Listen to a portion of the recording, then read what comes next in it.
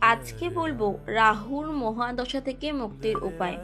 তার আগে জানতে হবে রাহুর মহাদশা চলাকালীন একজন জাতক জাতিকার কি কি কষ্ট হতে পারে। প্রথমেই বলবো মানসিক অশান্তিতে কষ্ট পায় তারা, নানা রোগ ব্যাধিতে ভোগেন, প্রতারক মিথ্যেবাদী গড়ে তোলে, মদ্যপান, মাংস, গাঁজা, প্রত্যেকটা নেশার প্রতি আসক্ত হয়ে যায় সেই ব্যক্তি। এমনকি রাহু খারাপ হলে একজন ব্যক্তিকে পাগল পর্যন্ত করে দিতে পারে। এর থেকে মুক্তির উপায়, বুধবার দিন থেকে শুরু করে টানা 7 দিন কোনো কালো কুকুরকে মিষ্টি খাওয়ান, শিব চল্লিশা পড়ুন, শিব পুরাণ পাঠ করুন। Da-da-da-da-da-da. Da-da-da-da-da.